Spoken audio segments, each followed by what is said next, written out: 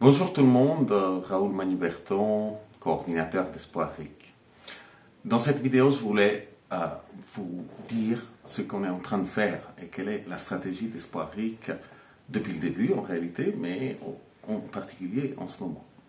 Ce que nous voulons, c'est créer un groupe très cohésif, très démocrate, qui va massivement soutenir ou pas soutenir des candidats, afin de donner envie à tous les candidats de nous faire la cour pour pouvoir obtenir nos voix.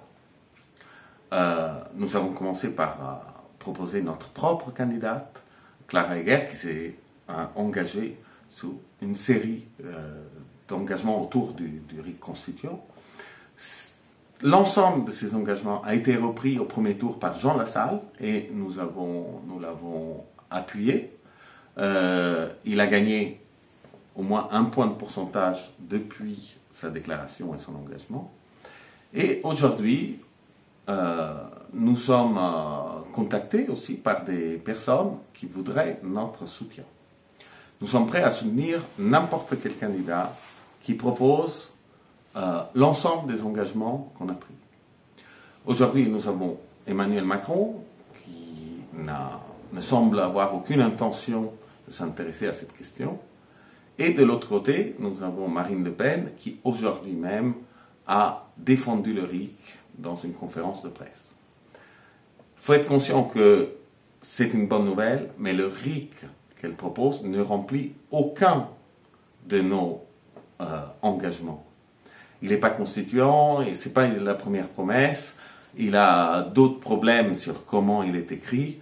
Elle ne s'engage pas à le lancer avant les législatives et, naturellement, elle ne s'engage pas sur ses biens personnels.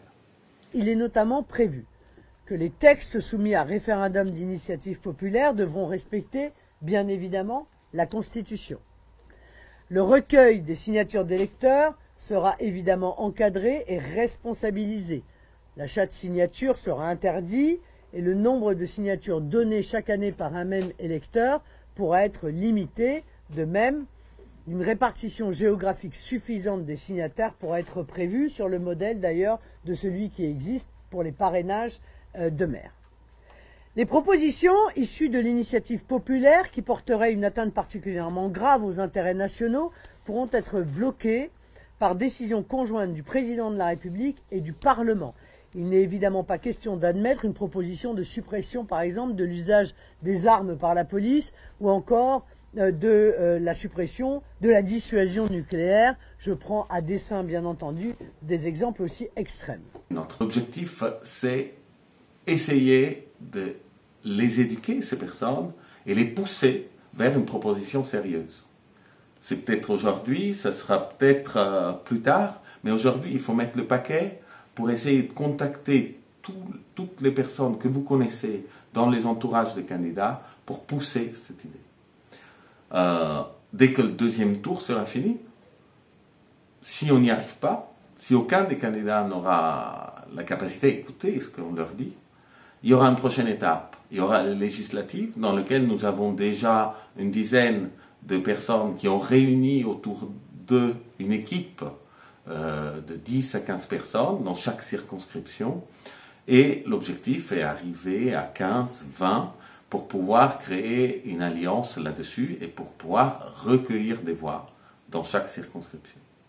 Donc n'hésitez pas là aussi à voir si avec vos amis, avec d'autres personnes qui sont dans votre circonscription, vous avez envie de lancer une dynamique aux législatives, là encore pour mettre la pression aux partis qui sont déjà là. Il ne faut jamais relâcher cette pression. Chacun de nous peut se reposer un peu, mais il faut toujours des personnes qui sont là. Voilà pour les prochains mois. Bonne soirée à tout le monde.